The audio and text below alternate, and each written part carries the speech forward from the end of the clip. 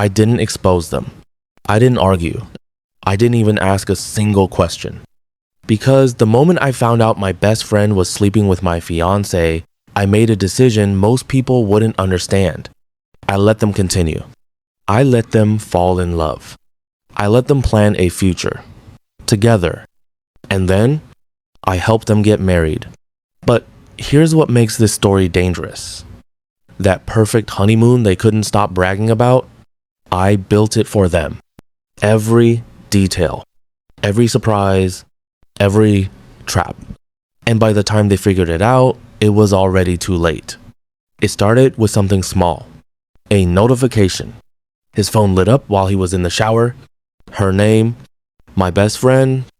The one who cried when he proposed to me. The one who called us couple goals. The message preview was short, but it was enough. I can still feel you.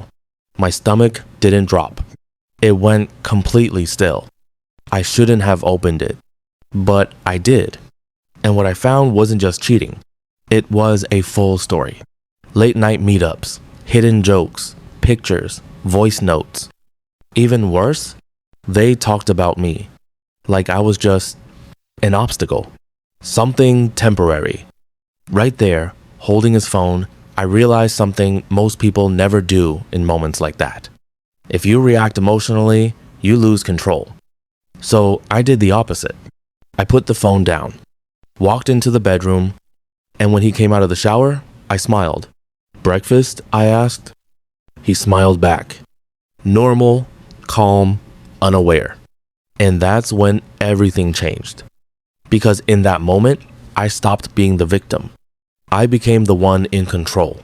And 3 weeks later, he said something that gave me the perfect opportunity to begin. Something that should have broken me. But instead, it became the first step of my plan.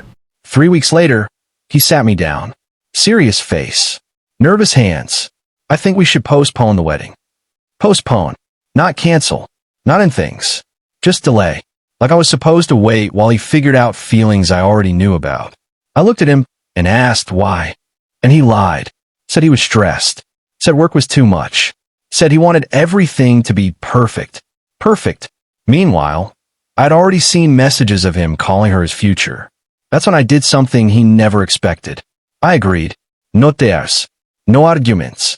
Okay, I said. Take your time. The relief on his face? Instant. And that's when I knew. He had already chosen her. After that, they got careless.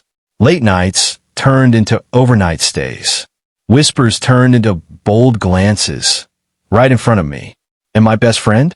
She stopped pretending. Too confident. Too comfortable.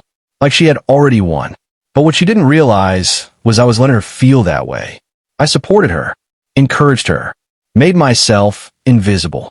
Because people reveal everything when they think no one's watching. Then one night, he didn't come home. No message. No excuse. Nothing. I waited as the clock hit 1 a.m., then 2, then 3. At 3:17 a.m., my phone buzzed. Not from him. From her. A photo. The two of them. Close. Smiling. No hiding anymore. That should have broken me. But instead, it confirmed everything. They weren't just lying. They were getting bold. And bold people make mistakes. That's when I stopped waiting. Because if they were ready to go public, then I was ready to give them exactly what they wanted. A relationship. A wedding. A honeymoon. But what they didn't know was that I had already started planning something behind the scenes. Something that would only begin after they said yes. And the first move? It started with a single message I sent the next morning. The next morning, I sent the message. Not to him. To her. I think he's going to propose to you soon. I stared at the screen, then smiled. Because I knew exactly what that would do. A few seconds later, she replied. What? Why would you say that? Not denial. Not anger. Excitement. So I pushed a little more. He's been distant. I don't think it's about me anymore. That was it. Because when people want something badly, they don't question it. They move toward it. Everything changed after that. Fast. Within 2 weeks, he ended things with me. Sat me down, gave a calm, rehearsed speech about growing apart. Inodidly you understood. Like I hadn't already read everything. Then he said, I didn't want to hurt you. I almost smiled. because by then, the lie was complete. Right after the breakup, they went public. Pictures, dates, smiles. No scam, no delay. My best friend, now his girlfriend. And me? I played my role perfectly. Quiet, supportive. I even sent her a message. If he makes you happy, that's all that matters. She replied with a heart. A heart. That's when they stopped being careful. And that's exactly what I needed. Because a few weeks later, he proposed.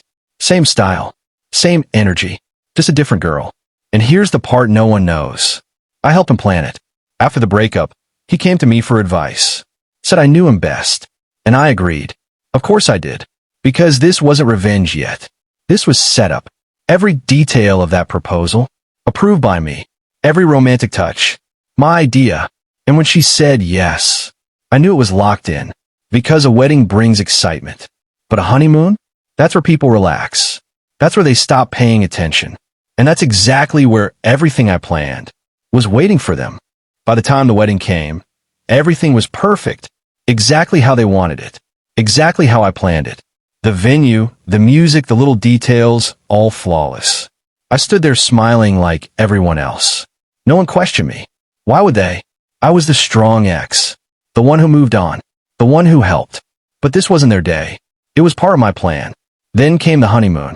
They were obsessed with it. Private. Luxury. Unforgettable. That word again. Unforgettable. Because they didn't really choose it. I did. When he asked for recommendations, I gave him one place. One resort. Told him it was perfect. Quiet. No distractions. He trusted me. And she was too excited to question anything. What they didn't know was that I had already been there. Weeks before the wedding. Same resort. Same room. I walked through everything carefully. Not to destroy anything. Just to prepare. Small adjustments. Quiet arrangements. Nothing obvious. But enough to slowly go wrong. Reservations missing. Orders mixed up. Privacy slipping. Just enough to feel off. Because relationships built on betrayal don't need much to break. Just pressure. Just doubt. Just one small feeling that something isn't right. And I gave them that. Without being there. The night they arrived, I got a message from her. This place is perfect. Thank you. I smiled and replied. Enjoy every moment. And I meant it. Because what was coming next would change everything. And it started on the second night of their honeymoon. With something so small. They almost ignored it. The second night, it started. Small. A dinner reservation, missing. The staff apologized. Offer another time. They laughed it off. No big deal. But then it happened again. Spa booking? Gone. Room service? Wrong order. Still manageable. Still explainable. By day 3 it changed. Because now it wasn't one mistake. It was a pattern. And patterns create doubt. She texted me. Something feels off here. I replied. That's strange. It was perfect when I went. That was all it took. Now it wasn't just bad service. It was a question. That night escalated. They were given the wrong room key. Opened a door to someone else's room. Not theirs. Confusion. Apologies. Another mistake. But this time no laughter. Just silence. Because pressure reveals everything. Did you book this right? Are you sure? Why does this keep happening? And just like that, it stopped being them versus the problem. It became them versus each other. By the last day, no more pictures. No smiles. No posts. Just tension. Then I got a message. From him. Did you do something? I stared at it and smiled. No proof. Just a feeling.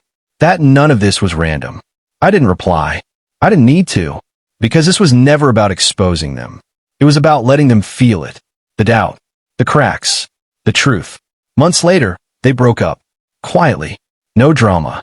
Just over. And me? I moved on. Because I didn't destroy them. I just let them see what they really built.